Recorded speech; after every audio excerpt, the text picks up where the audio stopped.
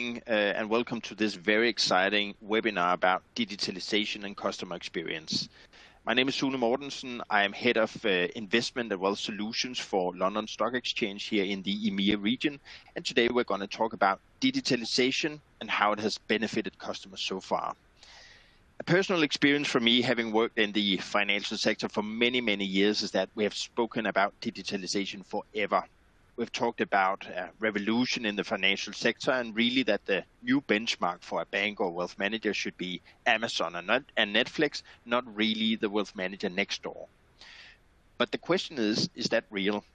Has digitalization more been about efficiencies and slowly opening up for a new distribution channel, the internet and e-banking, mobile banking, or have we really seen that profound shift in customer experiences? To deep dive into that exciting topic, I'm today joined by Joyce Chu and Simone Stair, both of them working in exciting companies that are working a lot with customer experience and how to engage people. And as their personal backgrounds will tell you, they also have a deep personal knowledge about how to create more engaging experiences.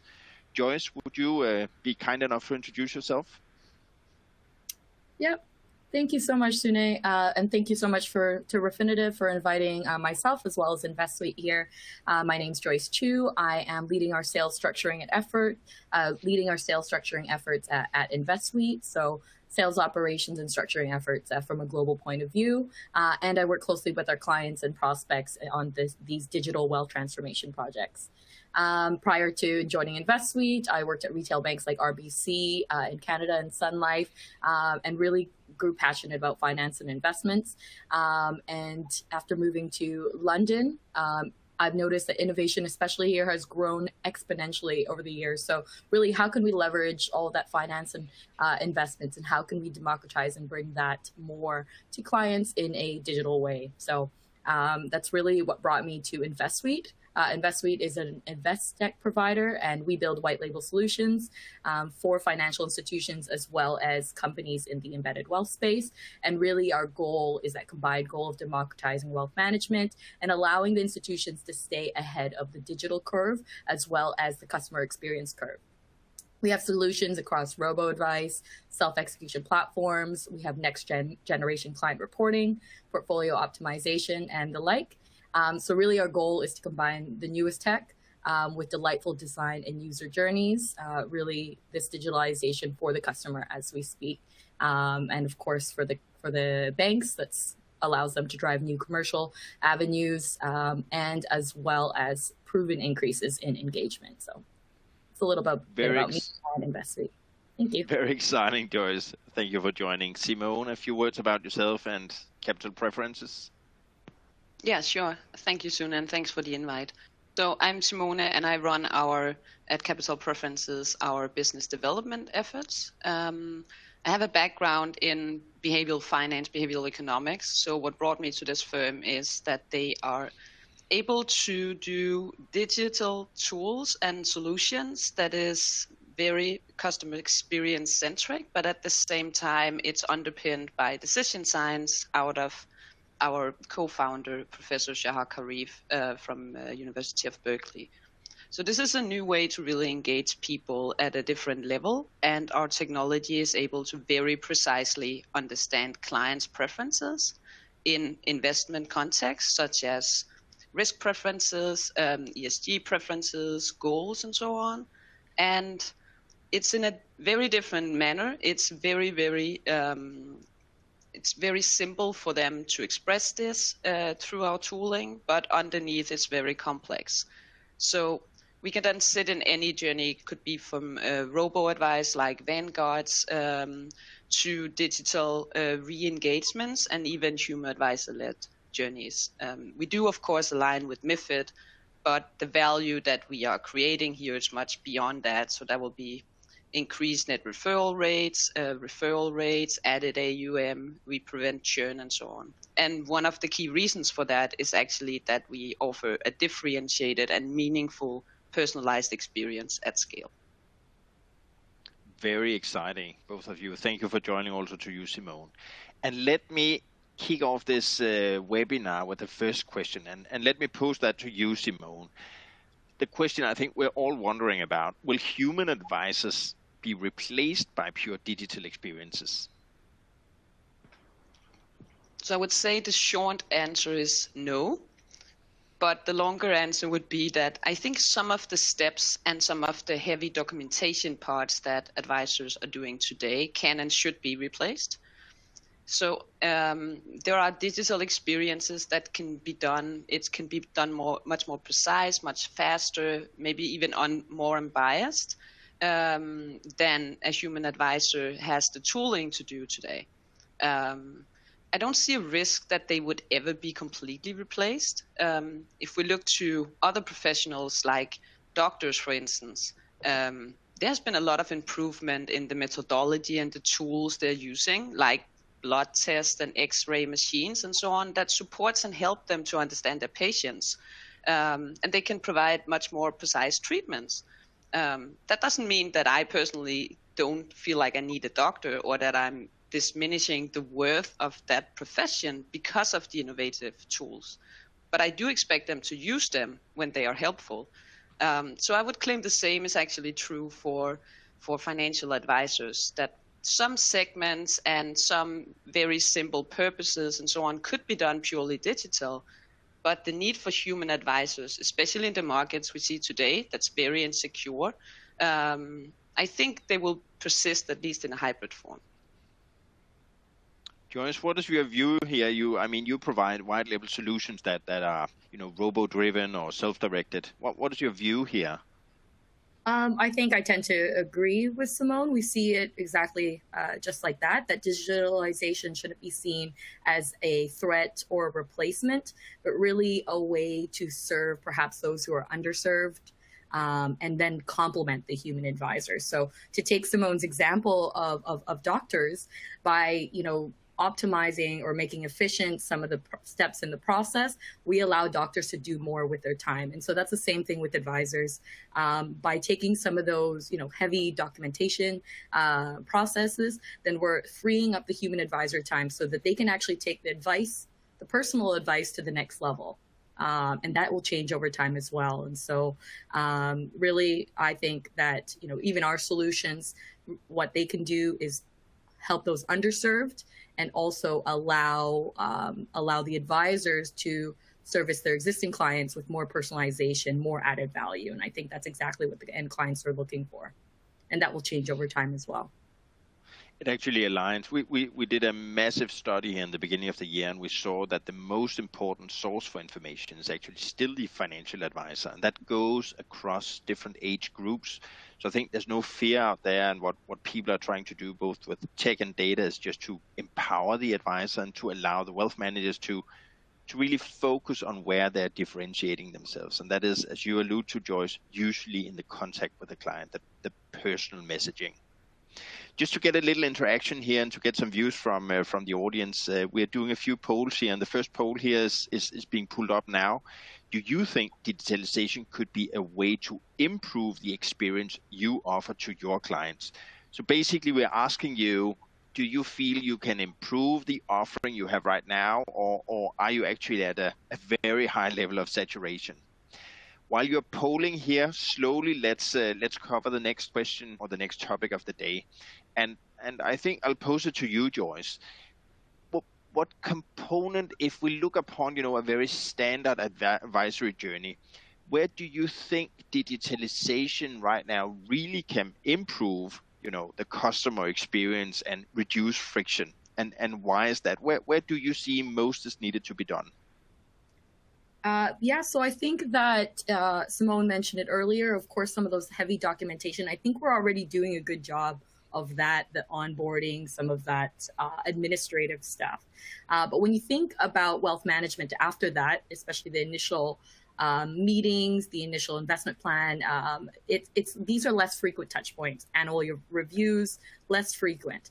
And I think depending on the client profile or the client segment, digitalization can certainly play a role there.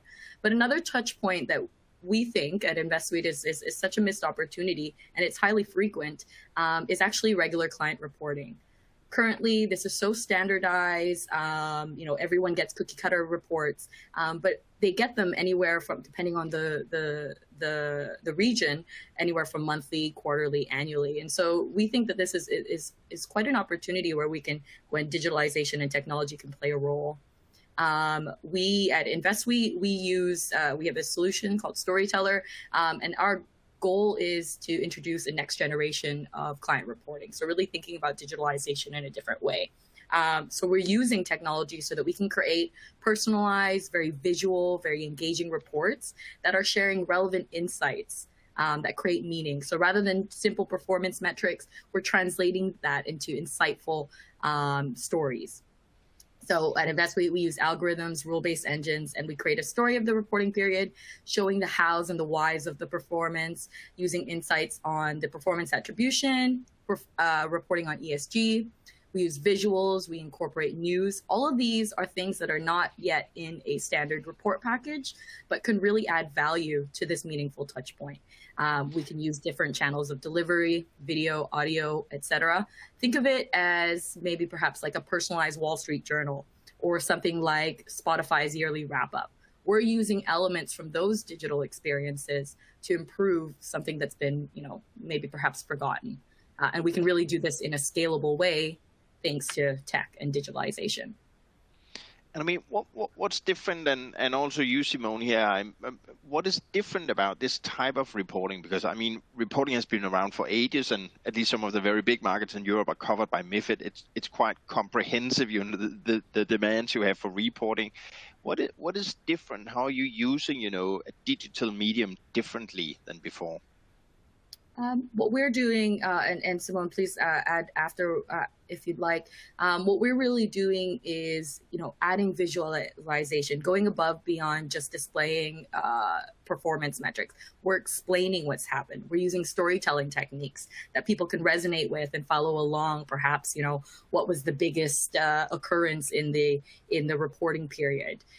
We actually did a study with a pension fund, and the goal with these reports is to increase engagement.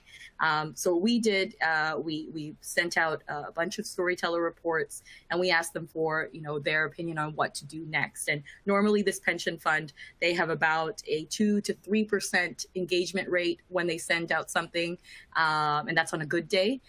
With this, what we found is that 30% of them wanted to see how they could make more money, and 29% of them wanted to see how they could increase their pension contribution. So for the pension fund, this is something that's, a direct commercial benefit if they were to increase their contribution. But also, we've just taken engagement from 2 to 3% to 30%.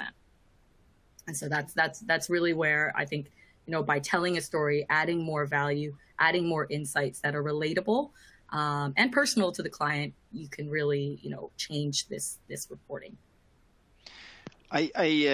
While we are sort of, just absorbing what you're telling us here, Joyce, we see that, 8 out of 10, they feel they could, invest more in a better customer experience. And what I hear you say here is something about experience, about feeling, it's about personalization.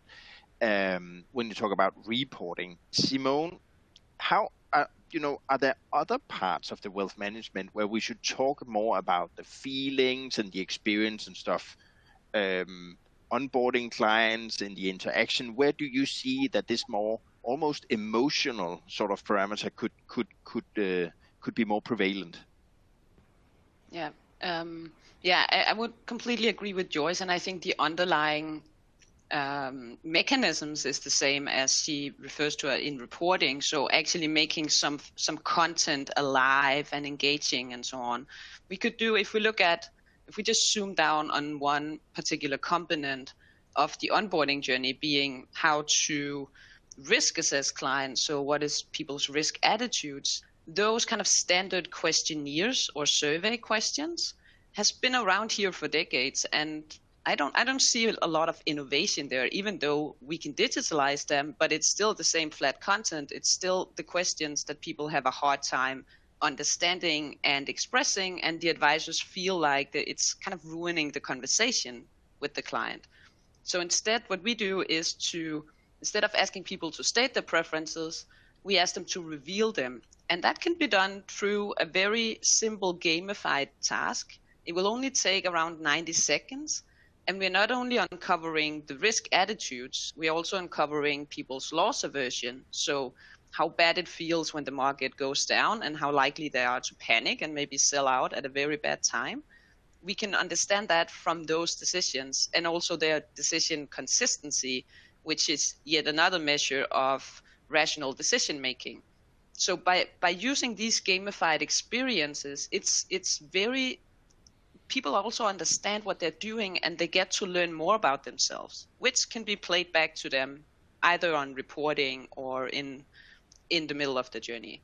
So I definitely see that there's a lot of improvements, both in the onboarding journey and of course also in the ongoing conversation with clients. Excellent, and by this I'm sort of pulling up the second poll here, not as a big surprise. We're talking a little bit about what you think customers are lacking in the digital experience.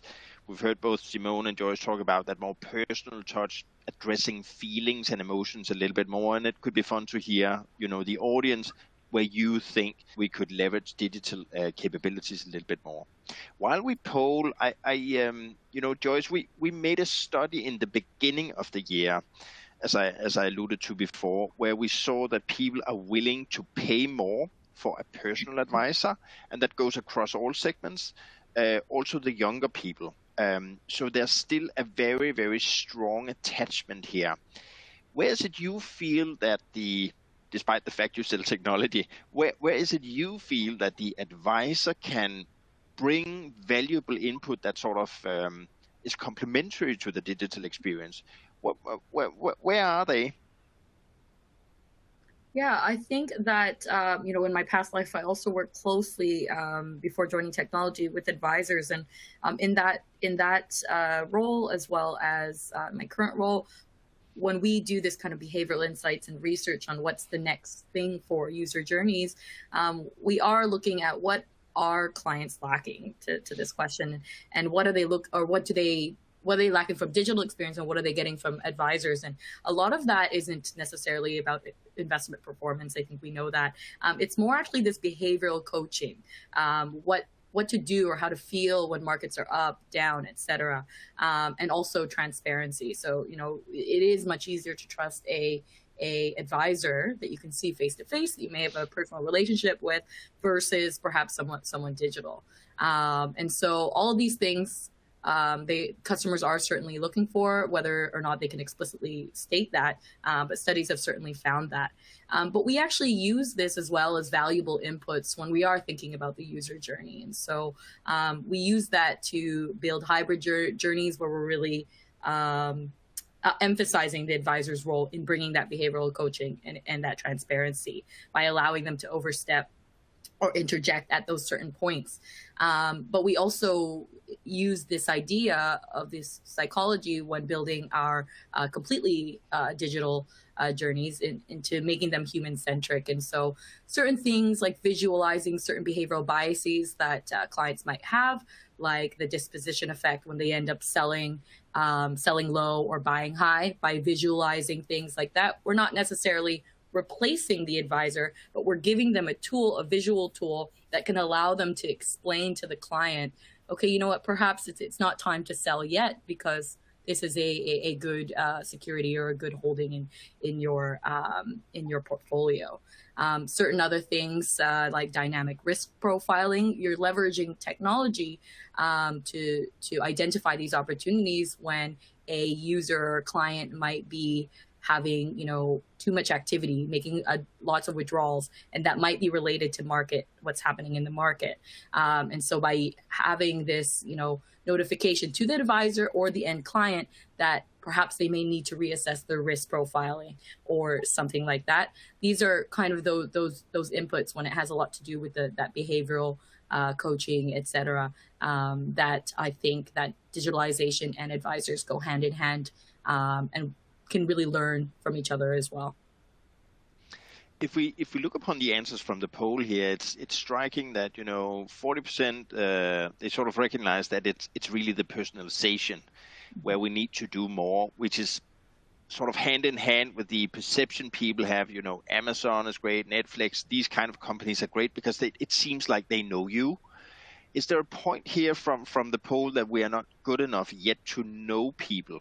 And that is really where the advisor still makes a difference. He or she, they know, okay, you have a dog. When is your birthday? Stuff like that. And you feel recognized. Is that really where the difference is? Simone, perhaps allude to that?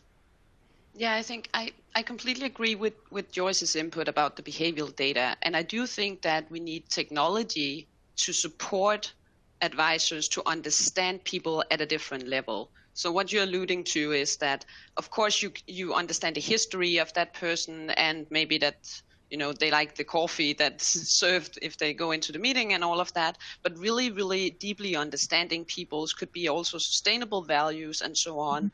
And having a conversation around that really empowers the advisors to create that trust that is very much needed, especially when there's a lot at risk for the client. They could be very complex in their needs. So if we just briefly for a second, just go back to the doctor analogy, if a person has a really rare disease or really complex treatment options, they probably wouldn't trust the computer, but want to get personal validation. I see that as kind of the same with the financial advisor. So I think, yeah, I definitely believe that we can get to know people more by digital, but advisors are needed in order to translate the information back to people. But then my question for you, perhaps Simone, could be, if we agree on this, and it seems like the poll is there as well, why is it so that we see that the sector perhaps is a little bit reluctant in investing more in this behavioral part of it? And I think also that goes for some of your findings there, Joyce. Why are they holding back? Why are they not better at capturing the data or investing just in getting the data and getting these processes up and running? What's holding them back? I think it's probably twofold. So one is legacy and if it ain't broken, don't fix it attitudes. Another thing is that these kind of behavioral data are rarely occurrences in investment decisions compared to other decisions. So if you want to get a very good understanding of a client through decision making, you need a lot of data points. And for instance, Amazon, if you are heavily dealing with Amazon, they would know a lot about you. They would know your preferences on dog food. They'll know how much toilet paper you use on a weekly basis. And they can use this data fairly well to predict your needs and future decisions. But investment decisions are much rarer, and they should be. And they're also pretty noisy. So I could take a tip from my neighbor, and that's the reason why I invested in one stock over the other. Could be solely done by my spouse, maybe. So I'm not even reflected in the risk decision that I'm making or the portfolio choice. Could also be mediated heavily by an advisor. So in order to kind of capture and make sense of this data, you really need to understand the underlying mechanisms of decision science. And that can make wealth managers to very easily connect these insights and close the gap between your preferences and the product choice that you're making. I think gamification is one way of doing that. While we are just, sort of digesting your reply here, let's have the last poll here. What segment, what generation are you most concerned about? And what we see, I think we have the answers already because it's been on the screen. It's more about, is it only younger people or is it also older people? And what we see here is that it's the generation below the 50s where people in general are thinking about we can do more. But I think it's interesting to see that people above 70, that we could perhaps be even better as a sector to explain complicated stuff to elderly people where digitalization is not as native as it is to let's say a 18 or 22-year-old. We're approaching fast, 30 minutes past, and that's the end of the webinar. Before that, Joyce, I started talking about digitalization has really been about efficiencies, about getting more, lean processes, and also just offering the ability to do e-banking and on your phone and stuff. Just short, crisp, succinct here in the end. What do you think, can we still do investments that can still bring more efficient processes, but really substantially improve the customer experience? Yeah, I think that the customer experience is just as important. So as you can see in this poll here, there's still more that we can be doing almost across the board, including the people who are of the older generation, the less digital generation. But I think you can have great technology, you can improve efficiency, but if you don't have this idea of customer experience, user experience, that's palatable, that's delightful, that's engaging, then you aren't going to get mass adoption. And so you may have an efficient product, but if no one's using it because they don't understand it, they don't feel good about the experience, then then we're doing these efforts for nothing really. One way that we think of it, and we compare some of our solutions to, is something like the Apple of the world. They use new tech, they introduce new tech and innovation, but that technology isn't necessarily unique to Apple. A lot of mobile phone providers, laptop providers, etc., use similar technologies. But what Apple does quite well is that they deliver in a clean, holistic package. The user experience is something that's understandable for people of all ages, young people, older people, etc. And that's really allowed them this great success and mass adoption. And so I think that should really be the goal. How can we really make all these efficient processes more palatable for all generations, so that we're really actually bringing wealth to the underserved, etc. And also technology is really, aside from creating a great experience, we can use technology, what Capital Preference is doing, what InvestSuite is doing, to bring that personalization. And so people can, again, resonate more with that customer experience. Excellent. We won't have time for a lot of Q&A because we're quite close to deadline here. But Franklin, he posed actually a question I think that would be very suitable to end up with. How we actually suggest to measure customer satisfaction or online engagement for these people who are online. Not, do you have a short, view on that, Simone, and then you perhaps very briefly, Joyce? How do we measure that we're actually approaching a solution that is good? One thing that's key is, of course, the interaction. So are people engaging with this? Are they interacting with it? And are they then making decisions based upon it? And do they stick to those decisions? That's the key measures. So, okay. Yeah. So you still would measure on the sort of how much people use it. And Joyce, what is your take there?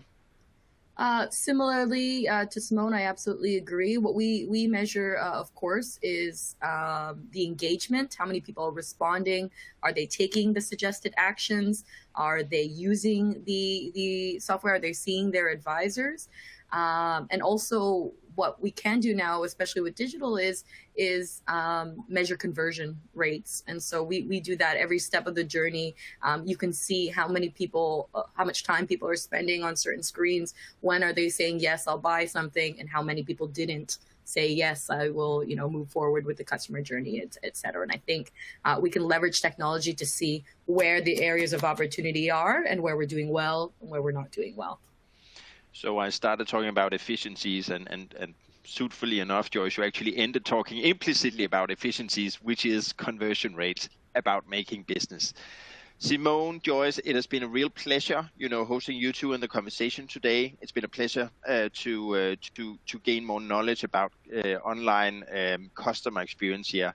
Thank you for listening in. We will share the materials, the deck, for all of you guys who have signed up, and you're welcome to reach out and read the decks and the materials. And if you have any questions, please reach out. Thank you so much, and have a great Thursday, all of you. Thank you so much, and thanks for having us.